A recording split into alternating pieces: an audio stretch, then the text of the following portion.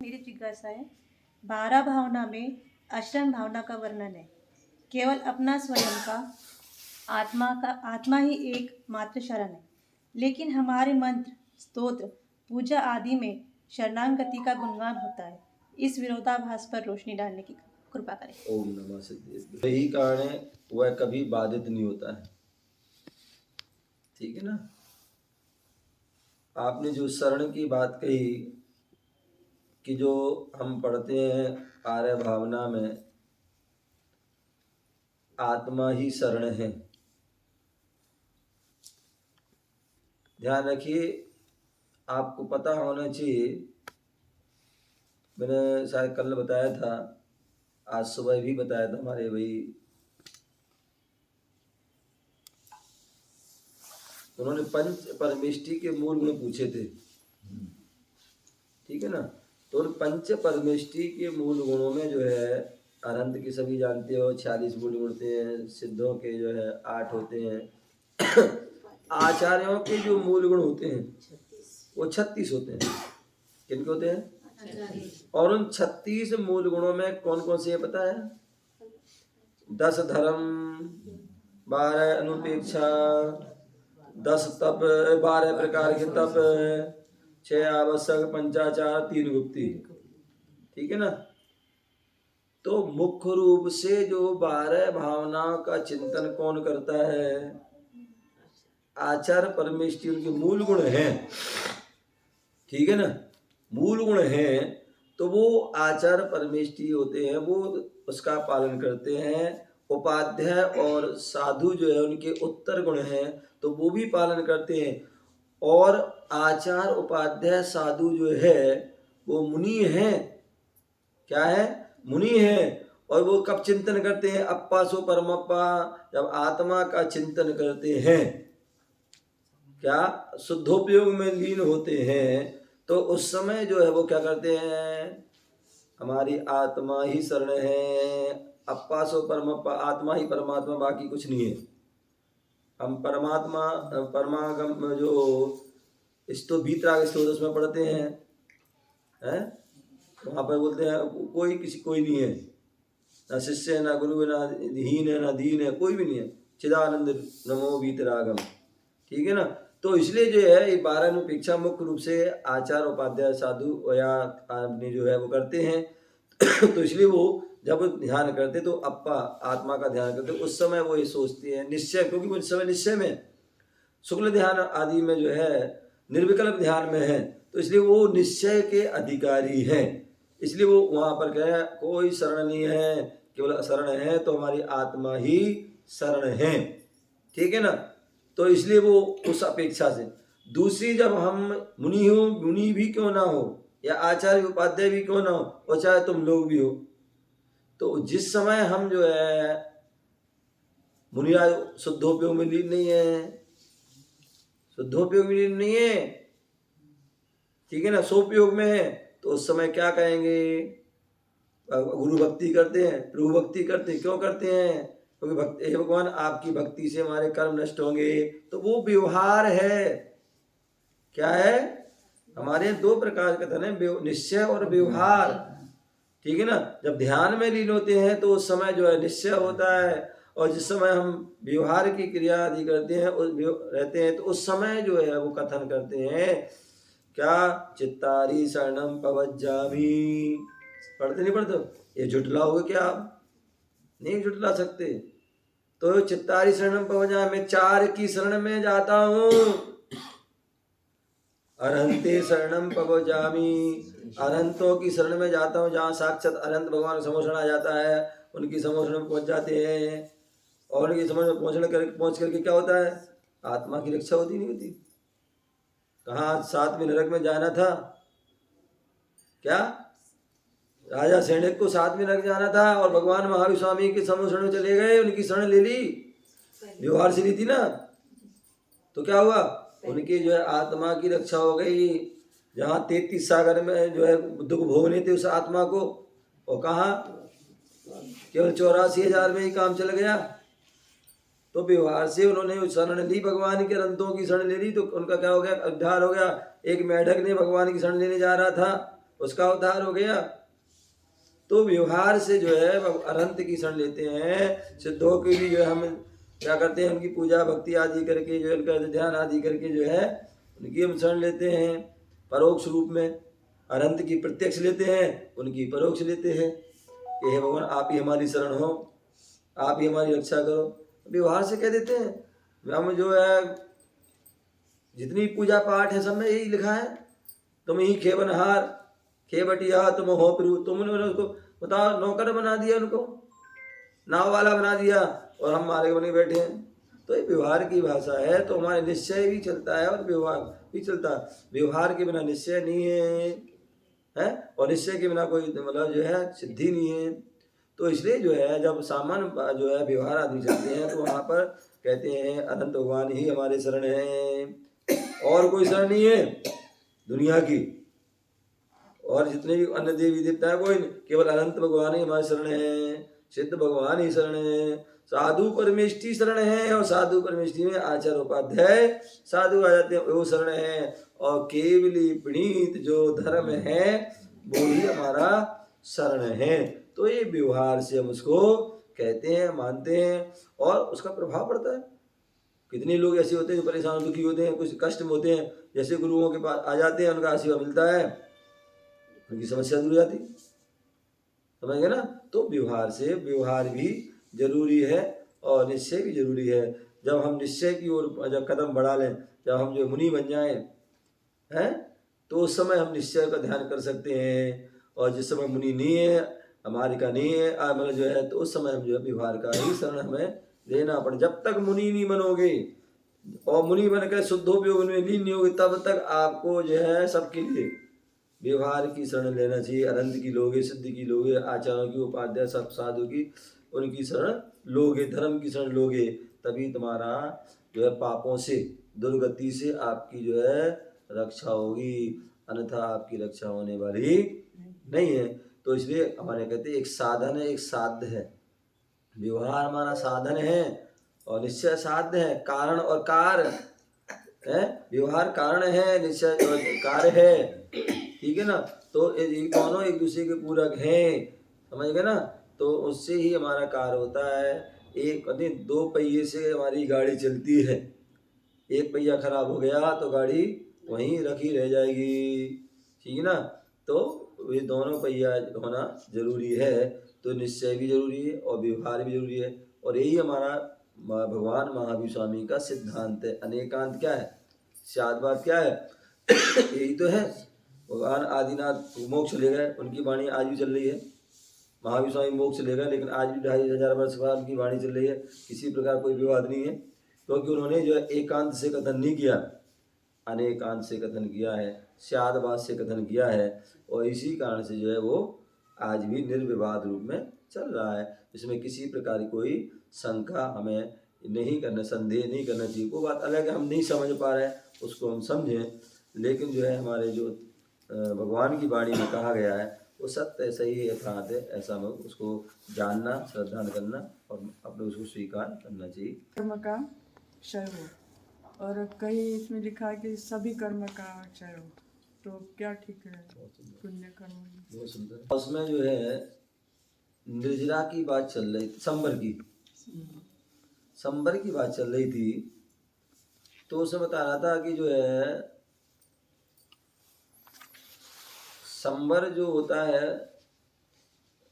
वो पाप कर्म का संबर होता है कि जो है पुण्य कार्य का संबर होता है, किसका होता है। तो वहाँ पर बहुत अच्छी बात कही थी द्रव्य संग्रह ग्रंथ में आचार्य नेमी चंद स्वामी ने, जो 35वें नंबर की गाथा के माध्यम से और उसकी जो विस्तार जो है किया गया, तो उसमें बता रहे थे कि जो हमारे यहाँ 3 प्रकार के जो है उपयोग होते हैं। एक अशुभ उपयोग, ठीक है ना। अशुभ उपयोग से तो हमारा आश्रव ही होता है, ये निश्चित मानिए। अशुभ उपयोग से हमारा क्या होता है, आश्रव ही होता है, बंद ही होता है। लेकिन जहाँ शुभ उपयोग हो जाता है,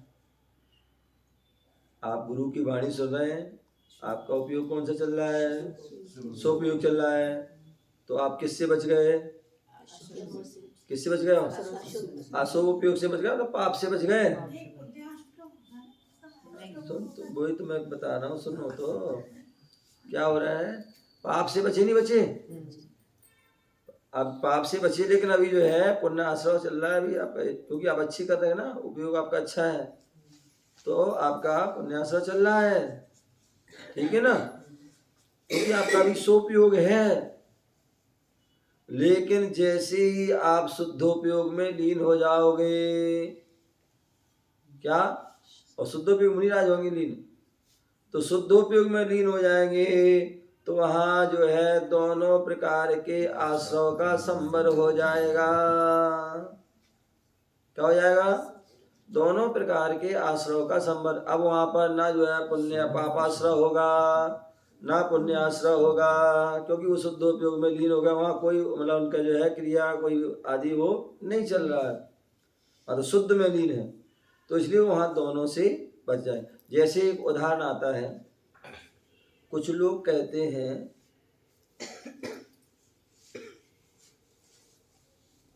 क्या, बोले पाप भी जो है पुण्य भी है। क्या, पाप भी है और पुण्य भी है, लेकिन वो भूल जाते हैं, पूरा कथन खुल के नहीं कर पाते हैं कि जो है पाप किसके लिए है और पुण्य किसके लिए है। वो पूरी बात नहीं बता पाते हैं, भाई पुण्य है पाप है, ना पुण्य पाप कीजिए ना पुण्य कीजिए, बैठ जाओ बस है, तो क्या होगा फिर? तो उन्हें अधूरी जानकारी होती है, इसलिए वो ऐसा कहते हैं। जिनको सच्ची सही जानकारी होती है तो फिर बताते हैं, बोले पाप है, क्या है? पाप ही है, लेकिन जब हम अभी श्रावक अवस्था में हैं, गृहस्थ अवस्था में हैं, तो उस समय जो है पुण्य है नहीं है, उस समय केवल पाप है। पाप को छोड़िए और पुण्य को कीजिए, पाप की क्रिया छोड़िए और पुण्य की क्रिया कीजिए, उससे आपको लाभ है। चाहे वो दान करो चाहे पूजा करो, ये सब क्या है आपके लिए? बोले परंपरा से मोक्ष का कारण है, ये आचार्य ने कहा है, ठीक है ना, क्योंकि शुभ क्रियाएं हैं, इससे सोपयोग हो रहा है, पुण्य का आश्रय हो रहा है, और पुण्य फला अरहंता, पुण्य से हमें अरहंत पद की भी प्राप्ति होती है, ठीक है ना। तो इसलिए जो है जब तक आप गृहस्थ अवस्था में हो, ठीक है ना, तो उस समय आपके लिए पाप तो है, पाप की क्रिया है, लेकिन पुण्य की क्रिया और पुण्य जो है नहीं। उस समय तो आप जितना पुण्य इकट्ठा कर सकते कर लो, क्या, क्योंकि वही पुण्य हमें जो है क्या, हमें तीर्थंकर का जो है पद प्रदान करने वाला है। तीर्थंकर का वैभव, चक्रवर्ती का वैभव आदि, अरहंत का जो वैभव वो दिलाने वाला है, तो वो पुण्य है।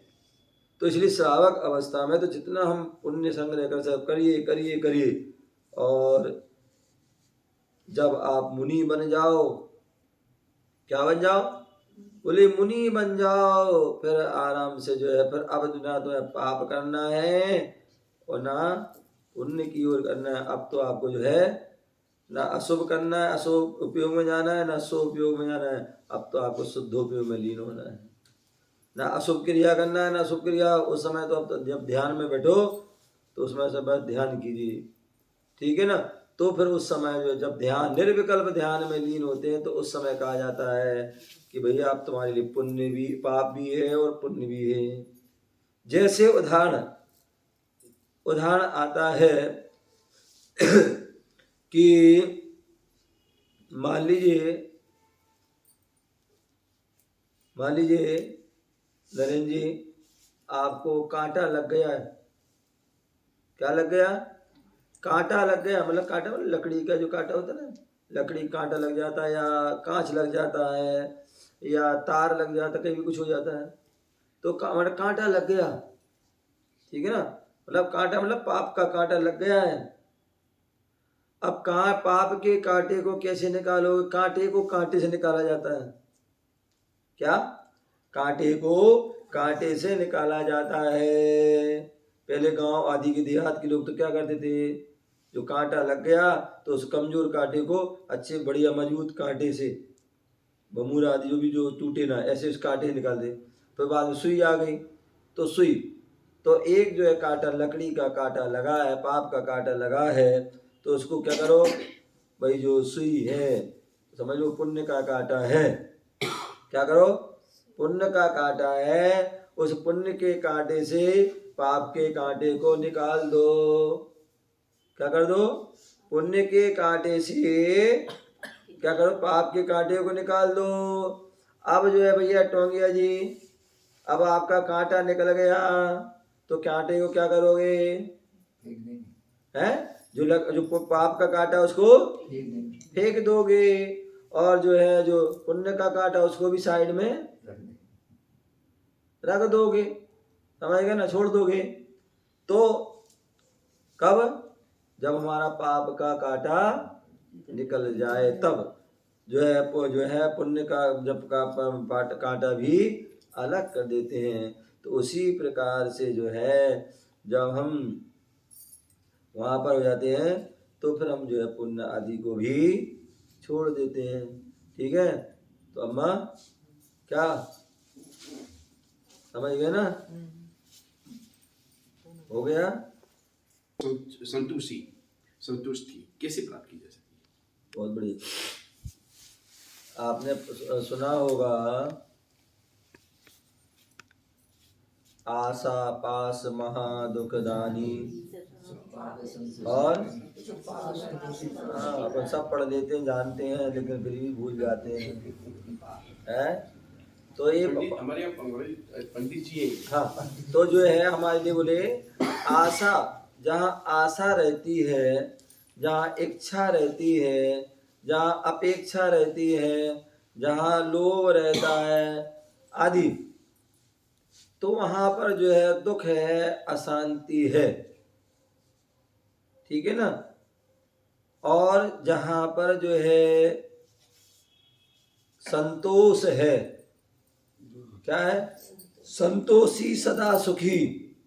अम्मा क्या? संतोषी सदा सुखी।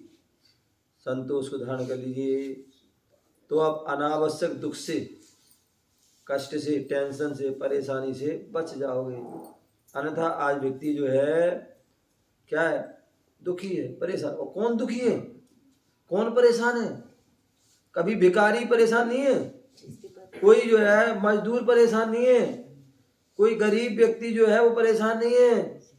परेशान है तो महलों वाला, कोठी वाला है, जो करोड़पति है, अरबपति है, खरबपति है, वो दुखी है, वो परेशान है, वो टेंशन में है, क्योंकि संतोषी नहीं है। और एक फकीर है, साधु है। क्या? यदि आप संतोषी सुखी होना चाहते हो तो सब कुछ छोड़ना प्रारंभ कर दो। क्या? जितना जोड़ोगे उतना जो है दुख होगा, और जितना छोड़ोगे उतना सुख मिलेगा। तो जो है संत जन, साधु जन है, वो क्या है? उन्होंने छोड़ दिया है, छोड़ते चले आए तो अब आराम निश्चिंत है, कहीं भी बैठ जाते हैं, कोई उन्हें टेंशन नहीं है, कोई भी चिंता नहीं है, कोई फिक्र नहीं है। और यदि आपको कह दिया जाए कि भैया आप यहाँ रुक जाओ, अरे भैया कोई रात को जो है कुछ कर देगा, लूट लेगा, ये कर लेगा, वो कर लेगा, नहीं हो सकता। कई बार लोग बोलते हैं महाराज आप इतनी बड़ी धर्मशाला आके रुके, डर नहीं लगता? हमें क्या, हमने क्या है कि डर लगे, हमारे पास क्या है डर लगेगा, जो आएगा उसका भला ही हो जाएगा, हैं? हमारा क्या होगा? हमारा कुछ नहीं कर पाएगा वो तो इसलिए जो है, जो साधु जन हैं, संत जन हैं, उन्होंने जो है अपने जीवन में जाना क्या? या संसार सुख होता तीर्थंकर क्यों त्यागे। पढ़ते अपन, यदि संसार में सुख होता ये धन वैभव महल अटारी घोड़ा गाड़ी में यदि सुख होता तो तीर्थंकर क्यों त्यागते, उनके पास क्या कमी थी? बहुत कुछ था, आराम सुखी रहते, लेकिन उन्होंने जाना समझा कि भैया इसमें सुख नहीं है, ये तो सब दुख के कारण है, कष्ट के कारण है, चिंता के कारण है, परेशानी के कारण है। यदि सच्चा सुख है तो जोड़ने में नहीं छोड़ने में है। यही उन्होंने क्या किया? जीर्ण तृण सम त्यागी, जीर्ण के समान उन्होंने सारी संपत्ति को छोड़ दिया। और जब सारी संपत्ति को छोड़ दिया तो उनके जीवन में परम शांति है, परम शांति का जो है अनुभव करते, चिंतन करते, मनन करते हैं। आप उनके देखिए कहीं भी कभी बैठे हैं, सुबह चले जाओ, शाम को चले जाओ, शांति रात को चले जाओ, कभी चले जाओ, उनके जो है बड़ी भीतराग छवि है, संत जो शांत बिल्कुल, उनका जो है मुद्रा, क्या शांत मुद्रा। यहाँ तक कि कई बार कितनी भी विपरीत परिस्थिति आ जाती हैं, प्रतिकूल परिस्थिति आ जाती हैं, कितनी प्रकार के रोग बीमारी या उपसर परिसर भी आ जाते हैं, लेकिन फिर भी संत जन जो है अपनी परम शांत मुद्रा, दिगंबर मुद्रा अपनी जो है उस साम भाव, समता भाव में लीन रहते हैं। यही उनके सच्चे सुख का कारण है। हमें उस सच्चे सुख को प्राप्त करना है तो हमें उस मार्ग पर बढ़ना होगा। आज नहीं तो कल, कल नहीं तो परसों, परसों नहीं तो बरसों, हैं, या इस जन्म में नहीं तो अन्य जन्म में, जिस जो है इस मार्ग पड़ जाओगे तभी जो है आप उस परम शांति, परम सुख, शाश्वत सुख, उत्कृष्ट सुख को आप प्राप्त कर लोगे। ठीक है ना? तो इस बात का हमें ध्यान रखना है। ओम नमः शिवाय।